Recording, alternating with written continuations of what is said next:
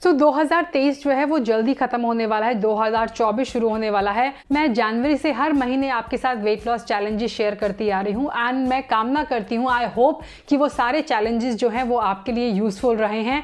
अब वक्त आ गया है लेवल अप करने का, यानी फेज 2 को शुरू करने का। दिसंबर जो है वो उसी फेज का एक बहुत इंपॉर्टेंट पार्ट रहने वाला है।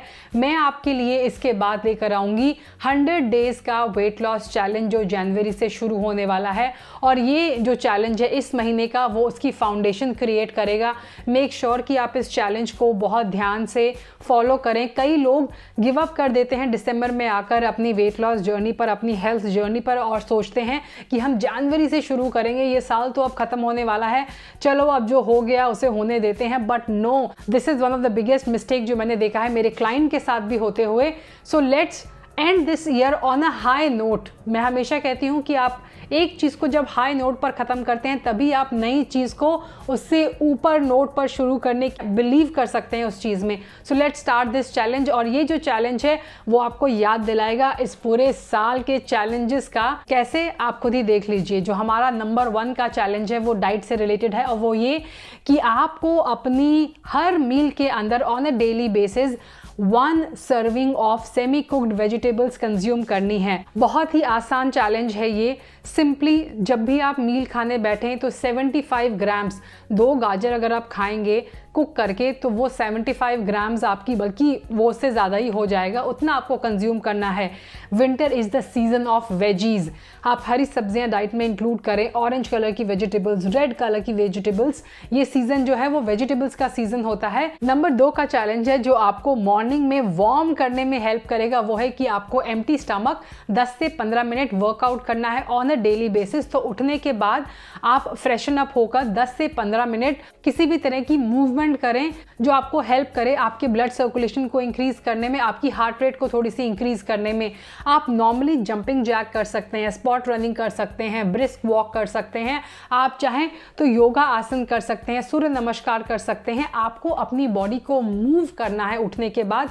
और एम्प्टी स्टमक अगर आप ये करेंगे तो आपको फैट जो आपके स्टोर्स हैं वहां तक रीच करके उन्हें बर्न करने में हेल्प मिलेगा। अगर आपके लिए ये पॉसिबल है तो आप इसे 30 मिनट तक करते हैं तो आपको फैट लॉस में ये बहुत ज्यादा हेल्प करेगा, क्योंकि जब आप ओवरनाइट की फास्टिंग में होते हैं एम्प्टी स्टमक तो आपके सारे ग्लाइकोजन टैंक्स जो होते हैं, यानी जो स्टोर्स होते हैं शुगर के, वो डिप्लीट हो चुके होते हैं, नीचे जा चुके होते हैं। ऐसे में जब आप एम्प्टी स्टमक वर्कआउट करते हैं तो आपकी बॉडी को मजबूरन आपके फैट स्टोर से एनर्जी लेनी पड़ती है, जिससे आप ज्यादा फैट बर्न कर पाते हैं। हो सके तो ये जो वर्कआउट है आप हमारे मॉर्निंग ड्रिंक के बाद करें तो आपके लिए और भी ज्यादा बेनिफिशियल रहेगा। नेक्स्ट नंबर पर आता है कि आपको अपना स्लीपिंग रूटीन फिक्स करना है। आपको एक ही टाइम पर सोना है, एक ही टाइम पर उठना है।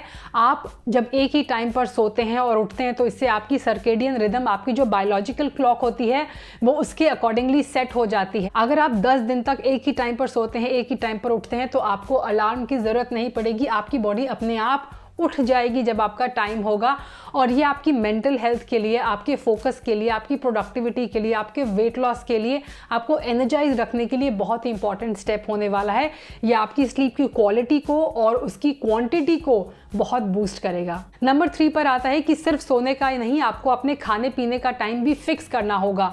खाने का टाइम अगर आप फिक्स करते हैं तो ना सिर्फ आपका डाइजेशन इससे बूस्ट होता है, बल्कि इससे आपका मेटाबॉलिज्म और आपका कैलोरी बर्निंग का प्रोसेस भी बहुत अच्छा हो जाता है। सो बेसिकली जब आप एक ही टाइम पर खाते हैं तो आपकी बॉडी की अगेन बायोलॉजिकल क्लॉक जो होती है वो उस क्लॉक के साथ फिक्स हो जाती है। आपकी बॉडी जो है वो जानती है कि उसे 1 बजे के आसपास खाना मिलेगा, तो वो पहले से प्रिपेयर होती है।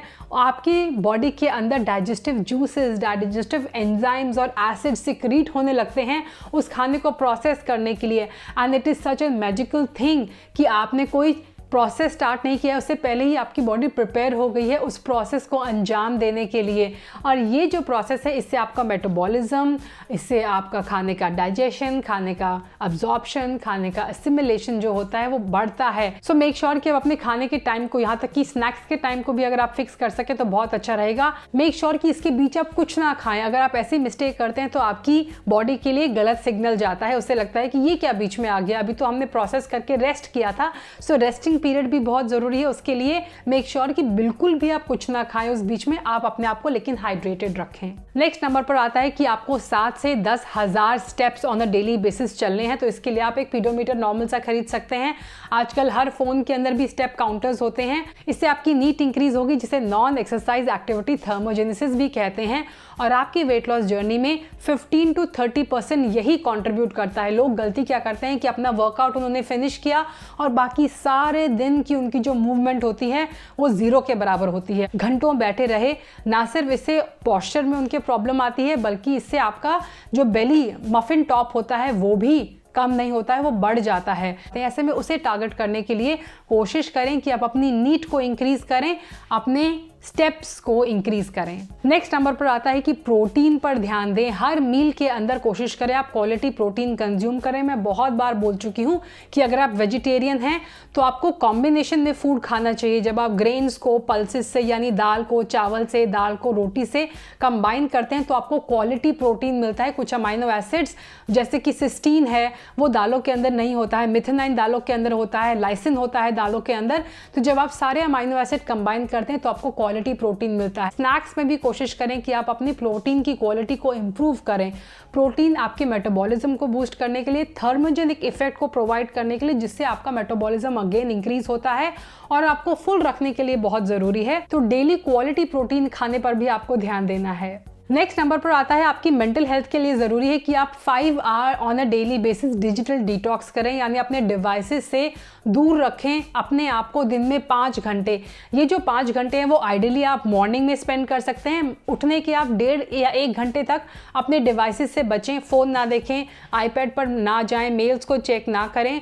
आप बुक्स पढ़ सकते हैं, आप कोई और एक्टिविटी कर सकते हैं, वर्कआउट प्राणायाम कर सकते हैं, लेकिन डिवाइसेस से दूर रहें।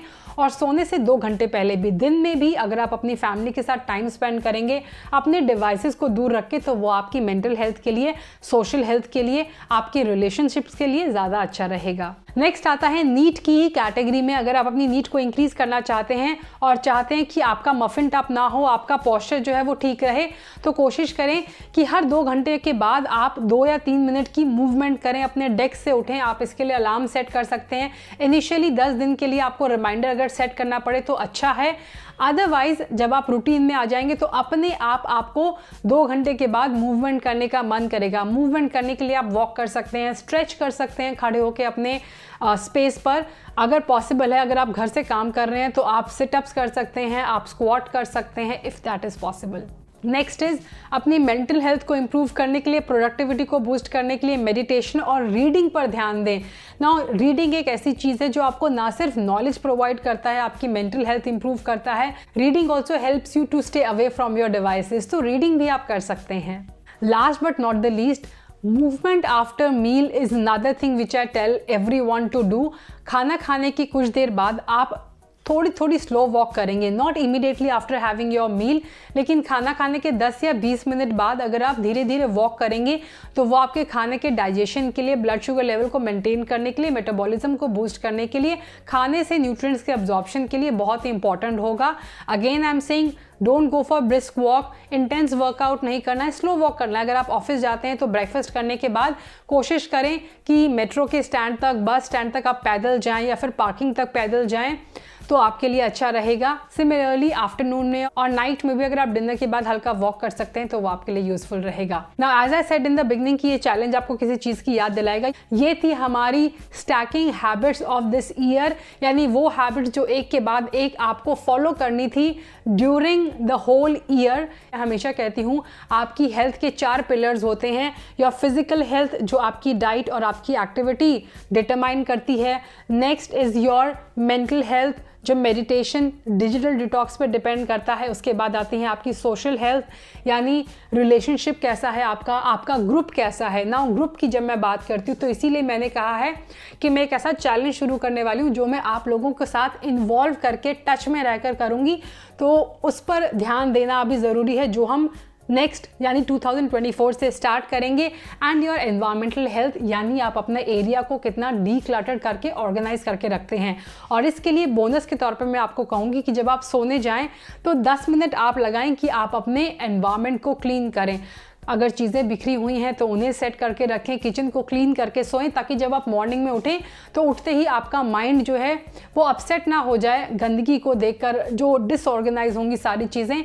अगर आप उठेंगे, किचन में जाएंगे, आपको क्लीन और क्लटर फ्री किचन दिखेगा तो आप एक काम फीलिंग महसूस करेंगे, जो बहुत ज़रूरी है आपके लिए। So that's all for today, thanks for watching. अगर आप इस चैलेंज को लेते हैं तो कमेंट सेक्शन में येस आई एम इन लिखना ना भूलें। आज के लिए इतना ही। Stay healthy, stay fit, stay active and I will be back very soon. Until next time, you take care, bye bye.